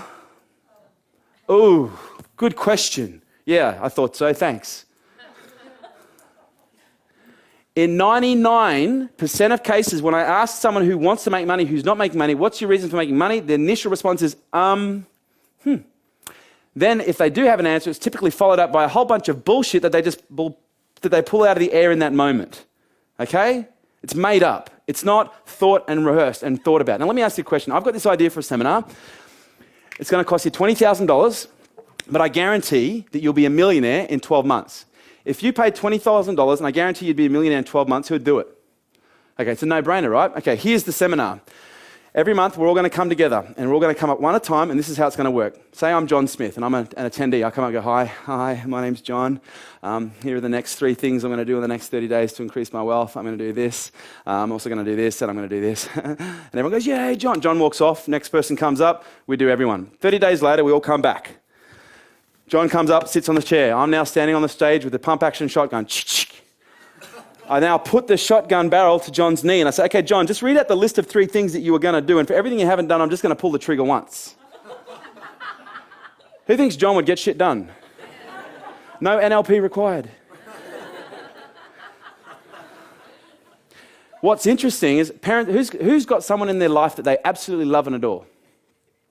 If that person was kidnapped and you had a letter sent to you saying, you have got 3 months to make $1 million legitimately, otherwise I'm going to start sending you this person's body parts in the mail, who would find a way to make it? See, please understand what just happened right now. What just happened was incredibly powerful. What you just said is, you just told me you already know how to make $1 million, you just don't have a big enough reason to do it. When I sit down with wealth, it's a conscious issue. They are very conscious of their reasons for making money. So they don't have to think about why they need to be motivated because they're already conscious of it. Motivation is just simply being unconscious to your motives for doing it. Motivation, what is your motive? Are you conscious of your motives? If you're conscious of your motives, you are motivated. If you are unconscious of your motive, you are demotivated. It's not rocket science. The second thing is, what's your higher purpose? What is your higher purpose? Now, if we just go back to number 1, the top 3 reasons that I hear from wealth is, I met this girl, or I met this guy, and I married them, and they changed my life, and everywhere on there, I just wanted to commit to serving them and giving them a life of everything they wanted. When I had a child, that's when everything changed. Marriage, child, do you know what the number 3? No, death. I nearly died, or a friend of mine nearly died, or a friend of mine died. And it was at that point I realized life is short. I owe a lot of my wealth to 6 near-death experiences. Like I said, I'm a slow learner. I've had 6 near-death experiences in the last 5 years. Not, just tripped over. I'm talking near-death. Gun put in mouth. Parachute malfunctions. Stabbed. I'll go into the rest later. It's a long story. Okay, the second one is, what's your higher purpose? What is the cause that you are committed to that is bigger than you? Because when we look at motivations, the number one here is the why, is what I call intimacy, intimate motivations. What are the intimate reasons why? The second one is, what are your global reasons why? What is the bigger picture here? If you look at Richard Branson, if you look at Bill Gates, if you look at Donald Trump, if you look at Warren Buffett, they all support causes that they are passionate about. They don't just support them, they obligate themselves to them so that these causes require them to make lots of money. Warren Buffett gave away $32 billion 18 months, 2 years ago. Do you know what happened in the 12 months after he gave away $32 billion? Like magic, $32 billion, bang, just appeared on his balance sheet. So he went from being worth $64 billion to $32 billion. 12 months later, he's back at $64 billion. How the hell did that happen? It's called the universal law of reciprocation. Whatever it is that you want most of in life, find a way to give it freely without expecting it in return, and you'll have more than you'll ever need. Which means, if you want to make more money, find someone who needs more than you and help them. Let me ask you, has anyone here ever done something, a good deed, a good gesture, or given money, and within a short space of time, you have seen a gift come back to you as a direct relationship, as a direct result? See, we all understand this, but most people don't practice it on a daily, weekly, monthly, yearly basis. They only do it when someone knocks at the door and they say, would you like to sign up for this? Yeah, I would. 3 days later, something magical happens. Oh, I bet that happened because of this. I won't do that again. That's typically the thinking that most people have. Not that they won't do it again, they just don't. Does this make sense? Find a cause that you can obligate yourself to that requires you to be successful. And the last one is mentors. Now, this is last because I leave the most important to last. Now, why do you think mentors are so important? They've already done it. Okay, I smacked my head against the wall for 4 years trying to reinvent the wheel before I actually could put my ego and my pride aside and actually ask for help. Do you know the very first person I asked for help? Do you know how much I paid them to help me? Very first person. You know, I'd been to a few seminars and everything else, but my very first coach, do you know how much I paid them? $80,000 to train me. $80,000. And they gave me the foundations of everything I needed to take me to where I am today. And if it wasn't for that investment of $80,000, I wouldn't be here today. And some people bitch and moan about investing $800 on a home study program. Kerry Packer, may he rest in peace when he was alive, every year at tax time, they used to go around the western suburbs of Sydney and go, did you know that Kerry Packer paid $3.84 in tax? How does that make you feel as an honest, hard-working Australian? And what do you think people would say? It's disgusting. He's a criminal. He should be locked up. I used to sit on the edge of my seat saying, please, please, please, someone ask a question, someone ask a question, someone ask a question. Do you know the only thing that no one ever said was, how the f did he do that? No one asked how. They all just bitched because. What's interesting is about 3 years ago, I was at a networking function in Sydney. I bumped into one of Kerry's tax advisors. And I was like, dude, I've always wanted to know, $3.84, how did he do it? He goes, well, he was paying about 4 advisors between $5 to $6 million each per annum per year to do that work. I was like, hang on a second. You mean he was paying like $20 million a year to pay $3.84 in tax? He said, yes. And I went, that kind of puts it in perspective, doesn't it? Puts it in perspective big time. See, Kerry had 2 choices. Kerry could have gone and think, oh, I've got this big tax problem. I'm going to go to accounting school. I'm going to become the best accountant there ever is, and I'm going to reduce my taxes. Now, if he spent 5 years doing that, what do you think would have happened to his media holdings? Be the general in the army, not the soldier. Learn to find people that can help give you direction and give you leverage. Don't try and be everything. And look at where you are right now and write down the 3 areas of your life, look at the 3 areas of your business that need to improve in order for you to be successful, and write them down. 1, 2, and 3. Write them down. Your life for your business. What are the 3 areas of your life for your business? Could be staff, could be systems, could be marketing, could be sales, making money. What are the 3 areas of business that you most need work on right now? Just one-liners or one statement. It doesn't have to be a paragraph each. Now what I want you to do is I want to rank on a scale of 1 to 10 where you are currently at in terms of your skill level in these areas, in each of these 3 areas.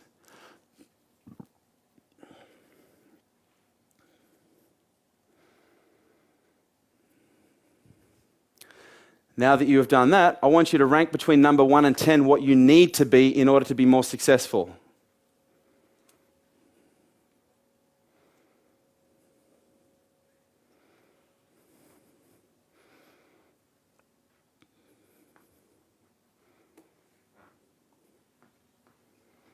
Now write down someone that you know in the marketplace that can help you in each one of those 3 areas. Identify a mentor that you can approach or that you can do business with that can help you in each one of those 3 areas.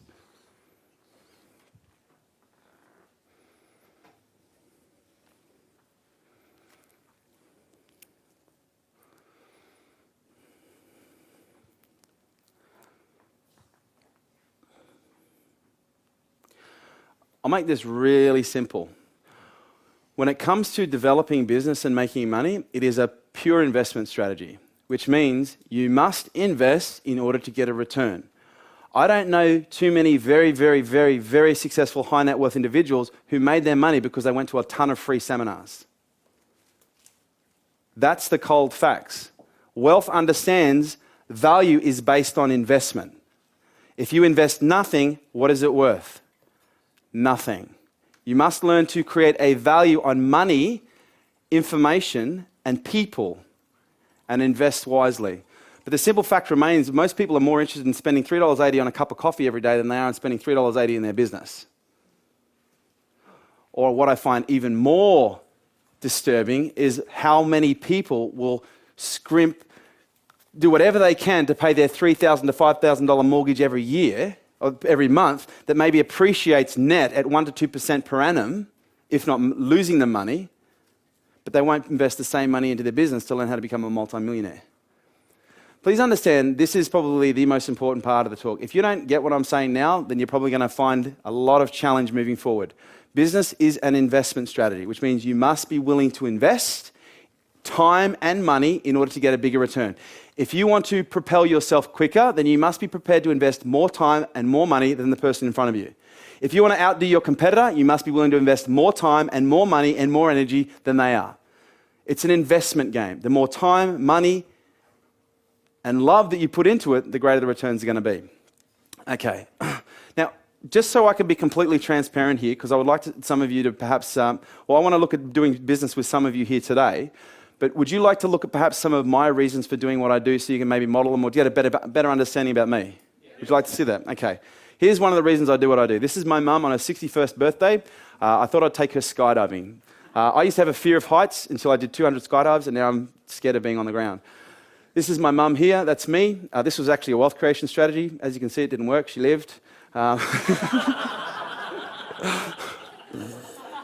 And just so you know, my mum has sat through this presentation, so she's heard this before and she loves it. This is my boys. This is Amir's birthday here. When one of my friends had his birthday, this is like 18 months, 2 years ago.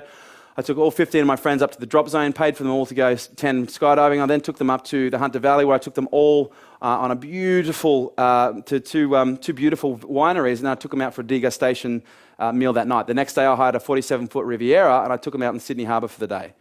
Now, who likes doing stuff for their friends? These are my very strong motivations. I've got 7 of the best mates in the world that you could ask for, and I love to spoil my friends. And this is when I took them to New York. This is when I took them to Vegas. This is hanging out at a house that I used to have on the beach in Sydney.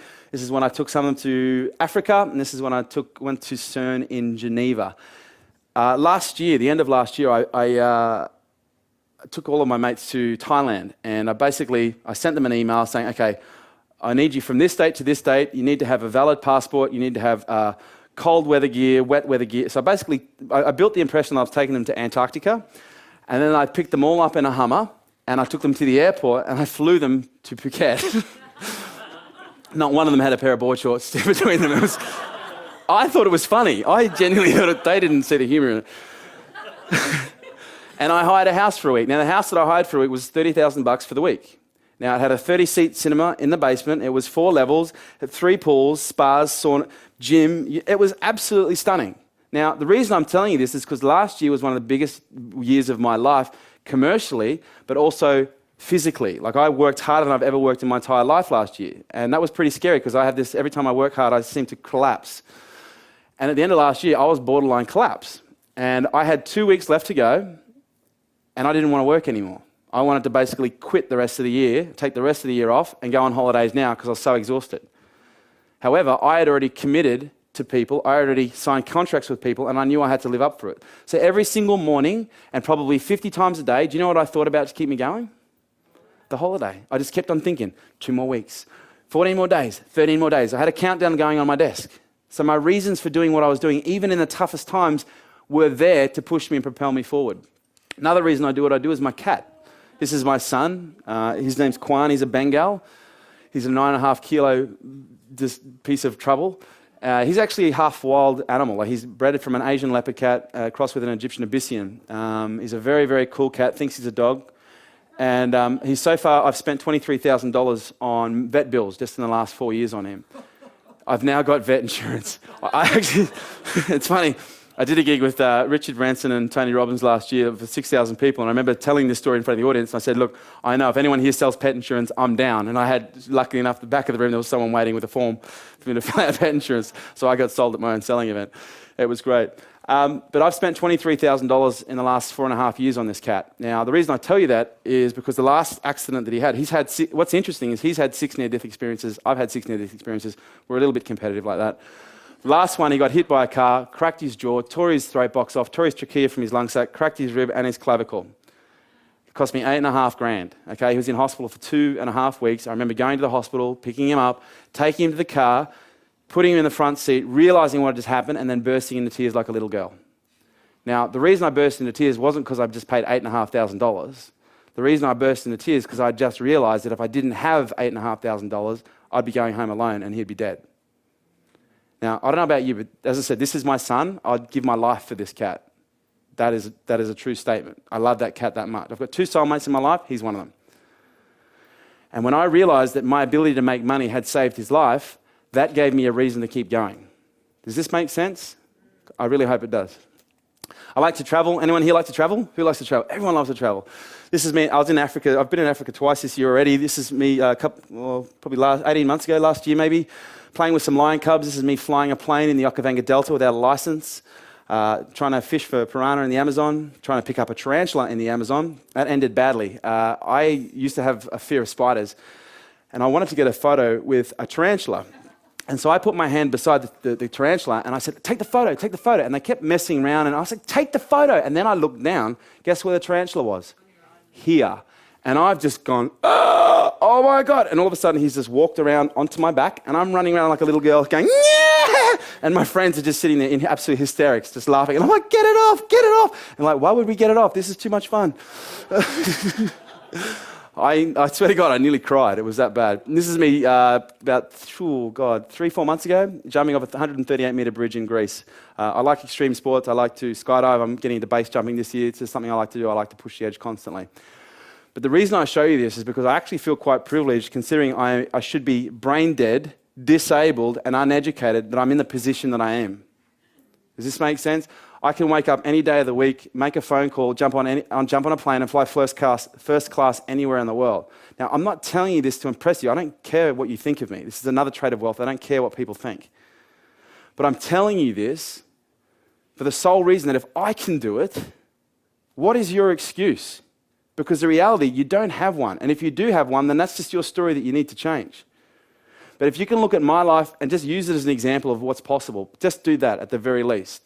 Thank you guys so much for your time. Have you got value? Are you going to implement? 15 times? 20 grand, or I pay you 5. Thank you very much. If you've got questions, I'll be at the back of the room. I hope you do well. We'll get the forms out as well. Just hand the forms out, guys. Thank you very much.